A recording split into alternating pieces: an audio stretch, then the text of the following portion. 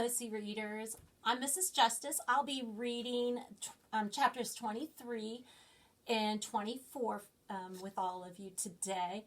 Chapter 23 is called A Twinkie. Have you ever eaten a Twinkie, seen a Twinkie, or know what a Twinkie is?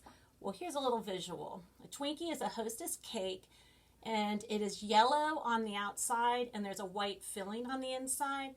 I want to make sure you know what a Twinkie is and know what it looks like because it is used in the chapter in a certain context. So I want you to think about how or what is the importance of a Twinkie. Mom said it was good Melody was leaving early, that I should make new friends. That was the whole reason why we came to TAC camp.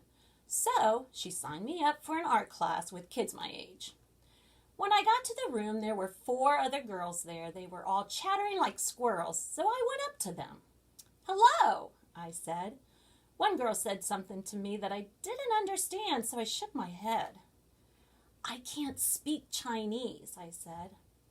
"I wasn't speaking Chinese," the girl said to me, her eyebrows flying to her forehead. "I was speaking Taiwanese."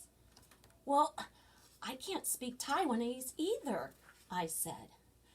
"You can't speak Chinese or Taiwanese?" the girl said. "Why not?" I didn't know what to say. Mom and Dad spoke to each other in Taiwanese and Chinese at home, but they always spoke to us in English. Once, when a girl in my school asked me the same question, my teacher answered for me. "Your parents are Italian, right?" Miss Whitten had asked or said to her. "Do you speak Italian?" She had shaken her head no. "Well then," Miss Whitten said, "why should Grace have to speak Chinese?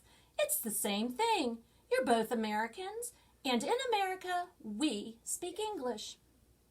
Now, I had been happy with that answer then, but now my tongue felt frozen in my mouth, and I couldn't say a word.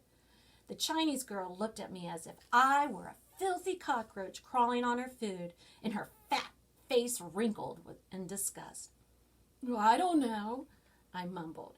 "Well, I know why," one girl said with her nose arching toward the ceiling. "It's because you have been Americanized.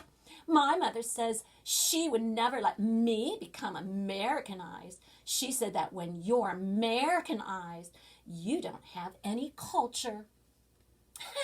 "You're a Twinkie," another girl said. "My brother says Chinese people who are Americanized are Twinkies. Yellow on the outside, but white on the inside." The girls cackled and jabbered at each other in Chinese like mockingbirds.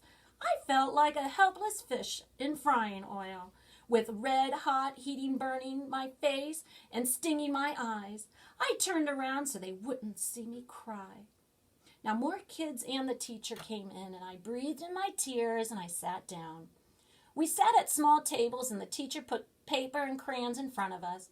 I sat as far away from those girls as possible. The teacher taught us a little bit about colors, and she asked us to draw something red. So I drew a piece of watermelon. Then we had to draw something blue, so I drew a bluebird. Then she asked us to draw something white, and I drew a unicorn. Then she asked us to draw something yellow, but I couldn't think of anything yellow that I wanted to draw. The teacher walked around the room and looked at everyone's drawings. She stopped and she looked at my drawings. "Oh, isn't this lovely?" she said, looking at my picture of the bluebird. She showed the rest of the class. "Look, everyone, look at this beautiful drawing of a bluebird that Pacey did." All of a sudden, I felt better. I didn't have to speak Chinese to be a good artist. But my smile disappeared when I saw one of the girls at the other table scowling at me. The teacher kept walking around the room, and I heard her stop at the girls' table and say, "Oh, now this is nice and yellow. Is it a banana?" The girls laughed. "No," I heard them say.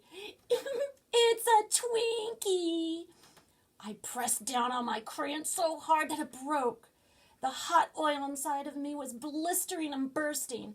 In my head, I wanted to shout, I never want to speak Chinese ever if it makes me mean like you. But I didn't say anything.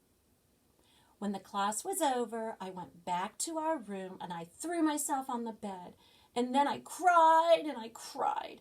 I hated those girls. They were so horrible. Kiki saw me crying and ran to get Mom. What's wrong? Mom asked me. Did something happen? I shook my head. I didn't want to tell anyone what those girls said, but I kept crying. Dad went and asked the art teacher if anything had happened at art, but the teacher said I had been fine. She even said I did very good drawings. I stopped crying and started hiccuping. Did she really say that? I asked. Maybe things weren't so bad. I probably would never have to see those girls ever again. I blew my nose and rubbed my eyes, and then I asked Mom, why did you want me to have more Chinese friends? Was someone mean to you in your class? Mom asked. What did they say to you? No. I shook my head. I still didn't want to tell anyone what had happened. No one said anything. Mom sighed and sat next to me. I thought it would be good for you to have friends from your own culture, Mom told me, so you can know people who are like you. Did I ever tell you about my first friend in America?